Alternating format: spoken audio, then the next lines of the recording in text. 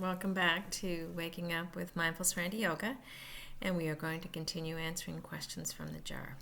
Before I pick out a question, I want to stress again that I am by no means a master. I even use the word master, guru, because of course I'm not, but not a teacher actually. I'm just a student, and I'm learning, and I do this process for my own learning.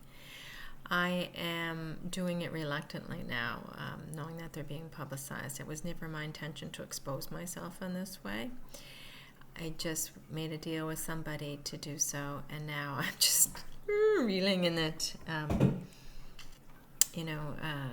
That vulnerability of being exposed for speaking about things that maybe other people aren't comfortable with. So to me, it's very important, and I've been practicing yoga, like I said, a million times for over 25 years, and I've been studying yoga and studying as much as I can about Eastern philosophy and religion and ways of approaching life for about just as long, as well as studying psychology and studying science and studying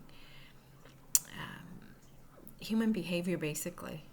That's the big thing. I like to watch people, and I like to, more importantly, watch myself. And I start going in to examine my mind over 10 years ago, like to examine it greatly. I've always been one to question how the mind works, especially my own mind, and why I'm thinking and feeling the way I am. But in the last 10 years, I've upped the ante and gone in a little bit deeper to understand how my mind works, because I think in understanding my mind, I will understand, even though every mind is different based on the impressions that we have stored within us, which are usually unique to the individual.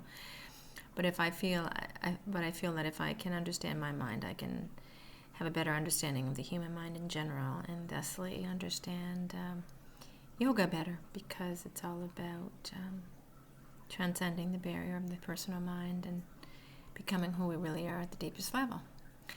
So I have undertook a great individual and internal study of the self, and I often share things that people say, why are you sharing that? Because I figure, again, my reaction to this particular circumstance is in some way going to be similar to the reactions others have to their circumstances, even though our circumstances may differ and our approaches may differ. The human mind has the same basic tendencies for all of us, so I share probably more than I feel comfortable with sharing at this level, because there's still so much me left. Regardless, I digress again, and I am going to, I keep losing. I start raving and I lose my timer. I'm going to pull out a question first, because I noticed lately that the writing is getting pretty bad, and I don't know if it's my writing or somebody else's writing. Okay, that's a good question. I'm going to start the timer. I can understand it. Taking a deep breath. And I am going to exhale.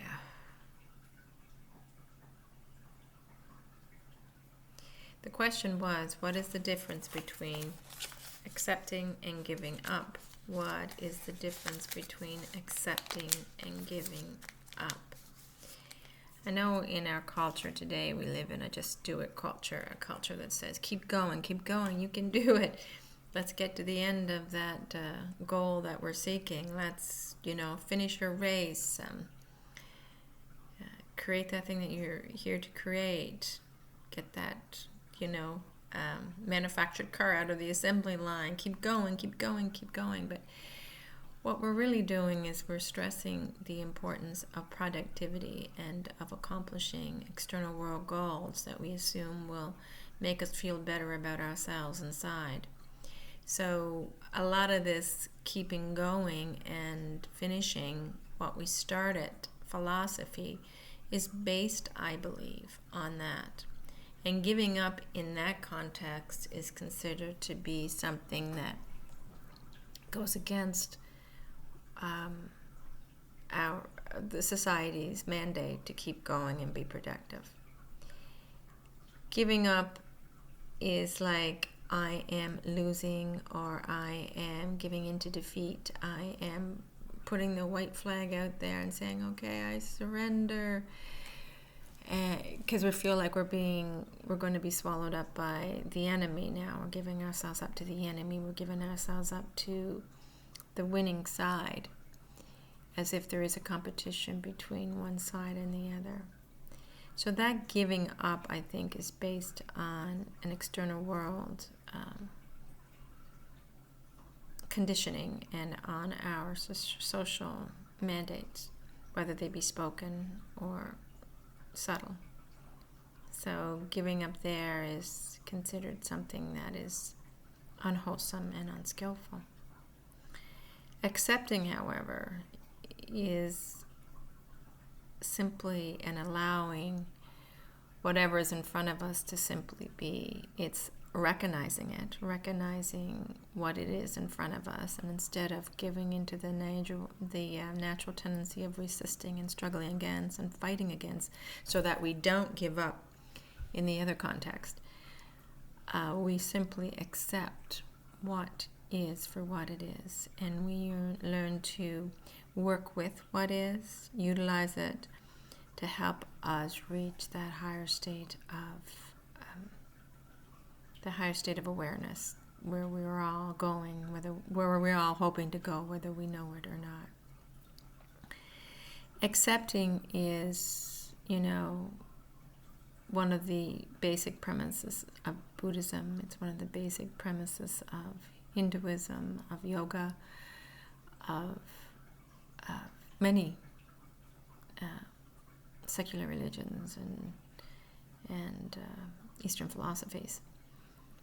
Accepting is allowing what is there to be.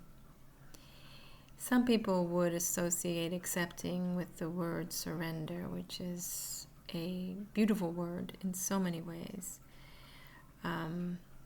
It is the basis of many 12-step programs, when people realize that they have a problem and they surrender to it instead of fighting against it, which often comes in the form of suppressing, repressing, and denial, and avoiding dealing with the problem.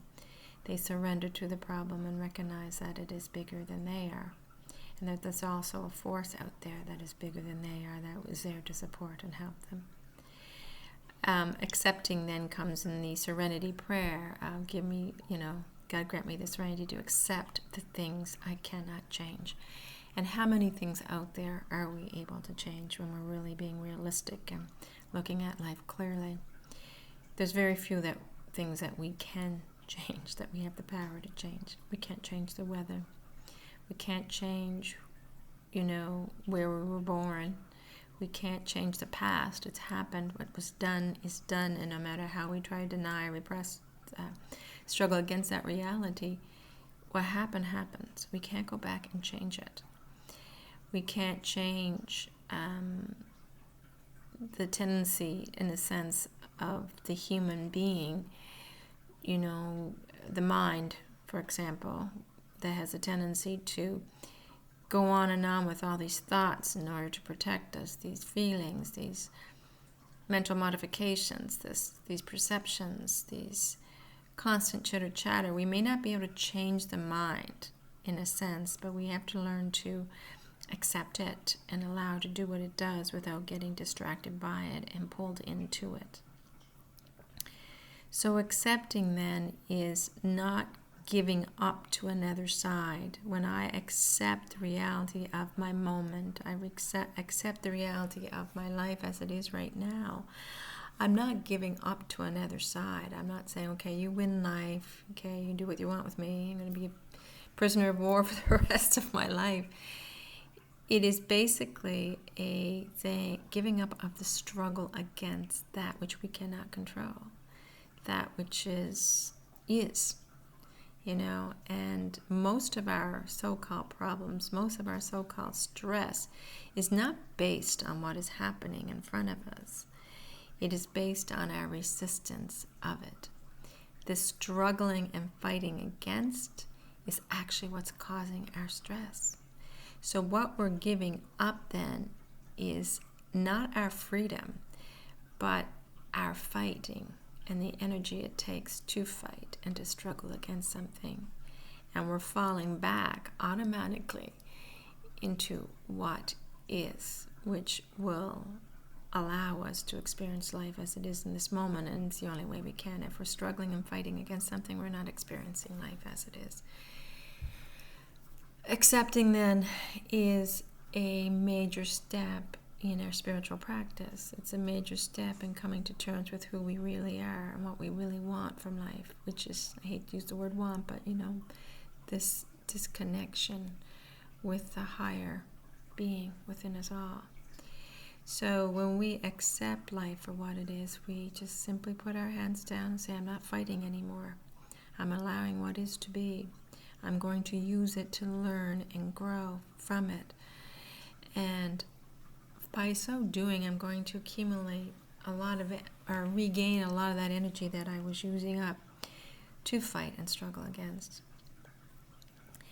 Giving up is a mental concept that tells us that we're losing.